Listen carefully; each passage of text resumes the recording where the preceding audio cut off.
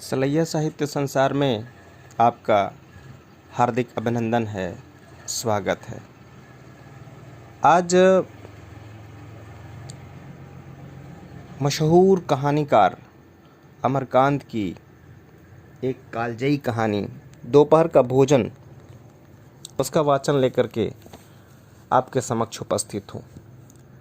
दरअसल हमारे और आपके जीवन में अनेकानेक ऐसे पात्र होते हैं जिन पात्रों की तस्वीर हमारे और आपके मन मस्तिष्क पर अंकित हो जाती है।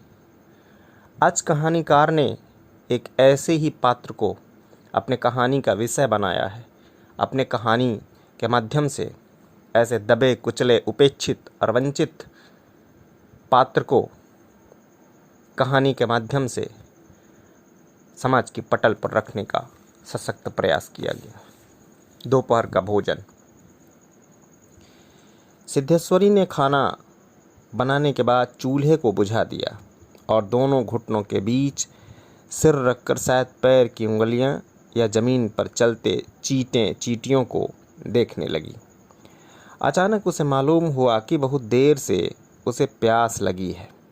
वह मतवाले की तरह उठी और गगरे से लोटा भर पानी लेकर गटागट चढ़ा गई।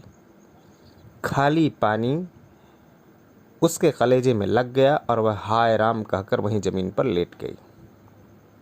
आधे घंटे तक वहीं उसी तरह पड़ी रहने के बाद उसके जी में आया। वह बैठ गई, आंखों को मल कर इधर उधर देखा। फिर उसकी दृष्टि ओसारे में अधटूटे खटोले पर सोए अपने 6 वर्षीय लड़के प्रमोद पर जम गई। लड़का नंग धड़ंग पड़ा था। उसके गले तथा छाती की हड्डियां साफ दिखाई देती थीं। उसके हाथ पैर बासी ककड़ियों की तरह सूखे तथा बेजान पड़े थे और उसका पेट हंडिया की तरह फूला हुआ था। उसका मुख खुला हुआ था और उस पर अनगिनत मक्खियां उड़ रही थीं। वह उठी, बच्चे के मुंह पर अपना एक फटा गंदा ब्लाउज डाल दिया और 1 मिनट तक सुन्न खड़ी रहने के बाद बाहर दरवाजे पर जाकर किवाड़ की आड़ से गली निहारने लगी। 12 बज चुके थे।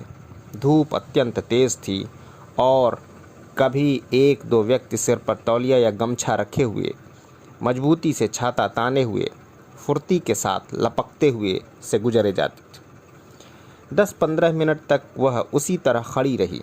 फिर उसके चेहरे पर व्यग्रता फैल गई और उसने आसमान तथा कड़ी धूप की ओर चिंता से देखा। 1-2 क्षण बाद उसने सिर को किवाड़ से काफ़ी आगे बढ़ाकर गली के छोर की तरफ निहारा तो उसका बड़ा लड़का रामचंद्र धीरे धीरे घर की ओर सरकता नजर आया। उसने फुर्ती से एक लोटा पानी ओसारे की चौकी के पास नीचे रख दिया और चौके में जाकर खाने के स्थान पर जल्दी जल्दी पानी से लीपने पोतने लगी। वहां पीढ़ा रखकर उसने सिर को दरवाजे की ओर घुमाया ही था कि रामचंद्र ने अंदर कदम रखा। रामचंद्र आकर धम्म से चौकी पर बैठ गया और फिर वही बेजान सा लेट गया। उसका मुंह लाल तथा चढ़ा हुआ था। उसके बाल अस्त व्यस्त थे और उसके फटे पुराने जूतों पर गर्द जमी हुई थी। सिद्धेश्वरी की पहले हिम्मत नहीं हुई कि उसके पास आए और वहीं से वह भयभीत हिरनी की भांति सिर उचकाकर घुमाकर बेटे को व्यग्रता से निहारती रही। किंतु लगभग 10 मिनट बीतने के पश्चात भी जब रामचंद्र नहीं उठा तो वह घबरा गई। पास जाकर पुकारा, बड़कू बड़कू, लेकिन उसके कुछ उत्तर न देने पर डर गई और लड़के की नाक के पास हाथ रख दिया। सांस ठीक से चल रही थी। फिर सिर पर हाथ रखकर देखा, बुखार नहीं था। हाथ के स्पर्श से रामचंद्र ने आंखें खोली। पहले उसने माँ की ओर सुस्त नज़रों से देखा, फिर झट से उठ बैठा। जूते निकालने और नीचे रखे रोटे के जल से हाथ पैर धोने के बाद वह यंत्र की तरह चौकी पर आकर बैठ गया। सिद्धेश्वरी ने डरते डरते पूछा, खाना तैयार है? यहीं लगाऊं क्या? रामचंद्र ने उठते हुए प्रश्न किया। बाबूजी खा चुके? सिद्धेश्वरी ने चौकी की ओर भागते हुए उत्तर दिया। आते ही होंगे। रामचंद्र पीढ़े पर बैठ गया। उसकी उम्र लगभग 21 वर्ष की थी। लंबा दुबला पतला, गोरा रंग, बड़ी बड़ी आँखें तथा होंठों पर झुर्रियाँ। वह एक स्थानीय दैनिक समाचार पत्र के दफ्तर में अपनी तबीयत से प्रूफ रीडरी का काम सीखता था। पिछले साल ही उसने इंटर पास किया था।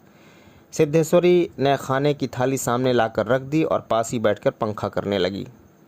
रामचंद्र ने खाने की ओर दार्शनिक की भांति देखा। कुल 2 रोटियां, भर कटोरा पनियाई दाल और चने की तली तरकारी। रामचंद्र ने रोटी के प्रथम टुकड़े को निगलते हुए पूछा, मोहन कहाँ है? बड़ी कड़ी धूप हो रही है। मोहन सिद्धेश्वरी का मझला लड़का था। उम्र 18 वर्ष थी और इस साल हाई स्कूल का प्राइवेट इम्तहान देने की तैयारी कर रहा था। वह न मालूम कब से घर से गायब था और सिद्धेश्वरी को स्वयं पता नहीं था कि वह कहाँ गया है। किंतु सच बोलने की उसकी तबीयत नहीं हुई और झूठ मूठ उसने कहा, किसी लड़के के यहाँ पढ़ने गया है, आता ही होगा। दिमाग उसका बड़ा तेज है और उसकी तबीयत 24 घंटे पढ़ने में लगी रहती है। हमेशा उसी की बात करता रहता है। रामचंद्र ने कुछ नहीं कहा। एक टुकड़ा मुंह में रखकर भरा गिलास पानी पी गया, फिर खाने लगा। वह काफ़ी छोटे छोटे टुकड़े तोड़कर उन्हें धीरे धीरे चबा रहा था। सिद्धेश्वरी भय तथा आतंक से अपने बेटे को एकटक निहार रही थी। कुछ क्षण बीतने के बाद डरते डरते उसने पूछा, वहाँ कुछ हुआ क्या? रामचंद्र ने अपनी बड़ी बड़ी भावविहीन आँखों से अपनी माँ को देखा, फिर नीचा सिर करके कुछ रुखाई से बोला, समय आने पर सब ठीक हो जाएगा। सिद्धेश्वरी चुप रही। धूप और तेज होती जा रही थी। छोटे आंगन के ऊपर आसमान में बादल के एक टुकड़े 2 टुकड़े पाल की नावों की तरह तैर रहे थे। बाहर की गली से गुजरते हुए एक खड़खड़िया इक्के की आवाज़ आ रही थी और खटोले पर सोए बालक की सांस का खर खर शब्द सुनाई दे रहा था। रामचंद्र ने अचानक चुप्पी को भंग करते हुए पूछा, प्रमोद खा चुका? सिद्धेश्वरी ने प्रमोद की ओर देखते हुए उदास स्वर में उत्तर दिया, हाँ खा चुका। रोया तो नहीं था? सिद्धेश्वरी फिर झूठ बोल गई, आज तो सचमुच नहीं रोया। वह बड़ा ही होशियार हो गया है। कहता था बड़का भैया के यहाँ जाऊँगा। ऐसा लड़का। पर वह आगे कुछ न बोल सकी, जैसे उसके गले में कुछ अटक गया। कल प्रमोद ने रेवड़ी खाने की जिद पकड़ ली थी और उसके लिए 1.5 घंटे तक रोने के बाद सोया था। रामचंद्र ने कुछ आश्चर्य के साथ अपनी माँ की ओर देखा, फिर सिर नीचा करके कुछ तेजी से खाने लगा। थाली में जब रोटी का केवल एक टुकड़ा शेष रह गया तो सिद्धेश्वरी ने उठने का उपक्रम करते हुए प्रश्न किया, एक रोटी और लाती हूँ। रामचंद्र हाथ से मना करते हुए हड़बड़ाकर बोल पड़ा, नहीं नहीं, जरा भी नहीं, मेरा पेट पहले से ही भर चुका है। मैं तो यह भी छोड़ने वाला हूँ, बस अब नहीं। सिद्धेश्वरी ने जिद की, अच्छा आधी ही सही। रामचंद्र बिगड़ उठा, अधिक खिलाकर बीमार करने की तबीयत है क्या तुम्हारी? तुम लोग जरा भी नहीं सोचती हो, बस अपनी जीत। भूख रहती है तो क्या नहीं ले लेता। सिद्धेश्वरी जहाँ की तहाँ बैठ गई। रामचंद्र ने थाली के बचे टुकड़े से हाथ खींच लिया और लोटे की ओर देखते हुए कहा, पानी लाओ। सिद्धेश्वरी लोटा लेकर पानी लेने चली गई। रामचंद्र ने कटोरे को उंगलियों से बजाया, फिर हाथ को थाली में रख दिया। 1-2 क्षण बाद रोटी के टुकड़े को धीरे धीरे हाथ से उठाकर आंखों से निहारा और अंत में इधर उधर देखने के बाद टुकड़े को मुंह में इस सरलता से रख लिया जैसे वह भोजन का ग्रास न होकर पान का बीड़ा हो। मझला लड़का मोहन आते ही हाथ पैर धोकर पीढ़े पर बैठ गया। वह कुछ सांवला था और उसकी आंखें छोटी थीं। उसके चेहरे पर चेचक के दाग थे। वह अपने भाई की तरह दुबला पतला था, किंतु उतना लंबा न था। उम्र की अपेक्षा कहीं अधिक गंभीर और उदास दिखाई पड़ रहा था। सिद्धेश्वर ने उसके सामने थाली रखते हुए प्रश्न किया, कहाँ गए थे बेटा? भैया पूछ रहा था। मोहन ने रोटी के एक बड़े गिलास को निगलने की कोशिश करते हुए अस्वाभाविक मोटे स्वर में जवाब दिया, कहीं तो नहीं गया था, यहीं पर था। सिद्धेश्वरी वहीं बैठकर पंखा डुलाती हुई इस तरह बोली जैसे स्वप्न में बड़बड़ा रही हो। बड़का तुम्हारी बड़ी तारीफ कर रहा था। कह रहा था मोहन बड़ा दिमागी होगा। उसकी तबीयत 24 घंटे पढ़ने में ही लगी रहती है। यह कहकर उसने अपने मझले लड़के की ओर इस तरह देखा जैसे उसने कोई चोरी की हो। मोहन अपनी माँ की ओर देखकर फीकी हंसी हंस पड़ा, फिर खाने में जुट गया। वह परोसी गई 2 रोटियों में से 1 रोटी कटोरे की 3/4 दाल तक तथा अधिकांश तरकारी साफ कर चुका था। सिद्धेश्वरी की समझ में नहीं आया कि वह क्या करे। इन दोनों लड़कों से उसे बहुत डर लगता था। अचानक उसकी आंखें भर आई। वह दूसरी ओर देखने लगी। थोड़ी देर बाद उसने मोहन की ओर मुंह फेरा तो लड़का लगभग खाना समाप्त कर चुका था। सिद्धेश्वरी ने चौंकते हुए पूछा, 1 रोटी और देती हूँ। मोहन ने रसोई की ओर रहस्यमय नेत्रों से देखा, फिर स्वस्थ स्वर में बोला, नहीं। सिद्धेश्वरी ने गिड़गिड़ाते हुए कहा, नहीं बेटा, मेरी कसम, थोड़ी ही ले लो। तुम्हारे भैया ने 1 रोटी और ली थी।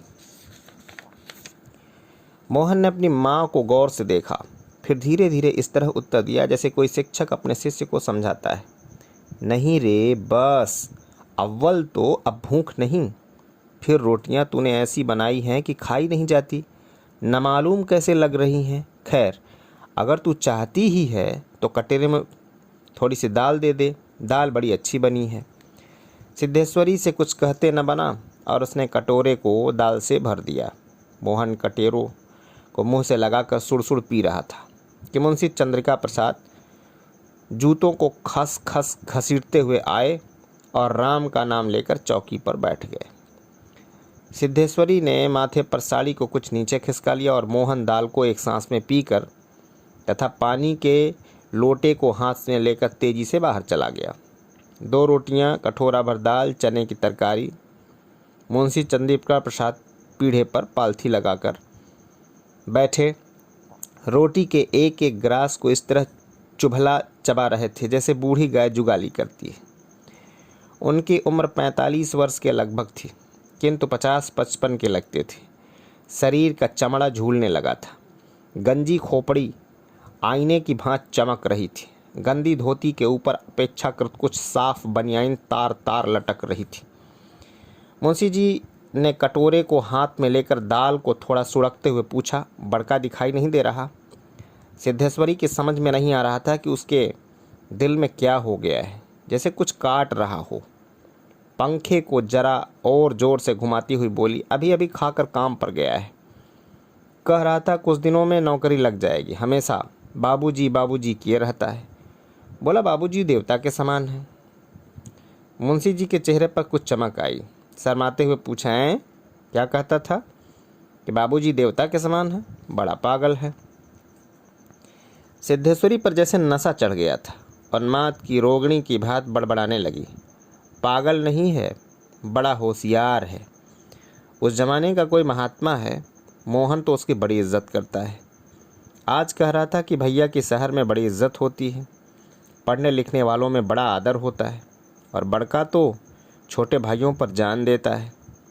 दुनिया में वह सब कुछ सह सकता है, पर यह नहीं देख सकता कि उसके प्रमोद को कुछ हो जाए। मुंशी जी दाल लगे हाथ को चाट रहे थे। उन्होंने सामने की ताक की और देखते हुए हंसकर कहा, बड़का का दिमाग तो खैर काफ़ी तेज है, वैसे लड़कपन में नटखट भी था, हमेशा खेल कूद में लगा रहता था, लेकिन यह भी बात थी कि जो सबक मैं उसे याद करने को देता था उसे बर्राक याद रखता था। असल तो यह कि तीनों लड़के काफ़ी होशियार हैं, प्रमोद को कम समझती हो, यह कहकर वह अचानक जोर से हंस पड़े। मुंशी जी 1.5 रोटी खा चुकने के बाद एक गिलास से युद्ध कर रहे थे। कठिनाई होने पर एक गिलास पानी चढ़ा गए, फिर खर खर खांस कर खाने लगे। फिर चुप्पी छा गई। दूर से किसी आटे की चक्की की पुक पुक आवाज़ सुनाई दे रही थी और पास की नीम के पेड़ पर बैठा कोई पंडूक लगातार बोल रहा था। सिद्धेश्वरी की समझ में नहीं आ रहा था कि क्या कहें। वह चाहती थी कि सभी चीज़ें ठीक से पूछ ले, सभी चीज़ें ठीक से जान ले और दुनिया की हर चीज़ पर पहले ही की तरह धड़ल्ले से बात करे, पर उसकी हिम्मत नहीं होती थी। उसके दिल में जाने कैसा भय समाया हुआ था। अब मुंशी जी इस तरह चुपचाप दुबके हुए खा रहे थे जैसे पिछले 2 दिनों से मौन व्रत धारण कर खा रहे हों, उसको कहीं जाकर आज शाम को तोड़ने वाले हो। सिद्धेश्वरी ने जैसे देखा रहा नहीं गया, बोली, मालूम होता है अब बारिश नहीं होगी। मुंशी जी ने एक क्षण के लिए इधर उधर देखा, फिर निर्विकार स्वर में राय दी, मक्खियाँ बहुत हो गई। सिद्धेश्वरी ने उत्सुकता प्रकट की, फूफा जी बीमार हैं, कोई समाचार नहीं आया? मुंशी जी ने चने के दानों की ओर इस दिलचस्पी से दृष्टिपात किया जैसे उनसे बड़ी बातचीत कहने वाले हों। फिर सूचना दी, गंगा शरण बाबू की लड़की की शादी तय हो गई है, लड़का एमए पास है। सिद्धेश्वरी हठात चुप हो गई। मुंशी जी भी आगे कुछ नहीं बोले। उनका खाना समाप्त हो गया था और वे थाली में बचे खुचे दानों को बंदर की तरह बीन रहे थे। सिद्धेश्वरी ने पूछा, बड़का की कसम, एक रोटी देती हूँ, अभी बहुत सी है। मुंशी जी ने पत्नी की ओर अपराधी के समान तथा रसोई की ओर कनखी से देखा। तत्पश्चात किसी छठे उस्ताद की भांति बोले, रोटी रहने दो, पेट काफ़ी भर चुका है। अन्न और नमकीन चीज़ों से तबीयत ऊब गई है, तुमने व्यर्थ में कसम धरा दी। खैर, कसम रहने के लिए ले रहा हूँ, गुड़ होगा क्या? सिद्धेश्वरी ने बताया, हंडिया में थोड़ा सा गुड़ है। मुंशी जी ने उत्साह के साथ कहा, तो थोड़े गुड़ का ठंडा रस बनाओ, पीऊँगा। तुम्हारी कसम भी रह जाएगी, जायका भी बदल जाएगा, साथ ही साथ हाजमा भी दुरुस्त होगा। हाँ, रोटी खाते खाते नाक में दम आ गया, यह कहकर वे ठहाका मारकर हंस पड़े। मुंशी जी के निबटने के पश्चात सिद्धेश्वरी उनकी जूठी थाली लेकर चौके की जमीन पर बैठ गई। बटलोई की दाल को कटोरे में उड़ेल लिया, पर वह पूरा भरा नहीं। छिपुली में थोड़ी सी चने की तरकारी बची थी, उसे पास खींच लिया। रोटियों की थाली को भी उसने पास खींच लिया। उसमें केवल एक रोटी बची थी, मोटी, भद्दी और जली। उस रोटी को वह उसी जूठी थाली में रखने जा रही थी कि अचानक उसका ध्यान ओसारे में सोए प्रमोद की ओर आकर्षित हो गया।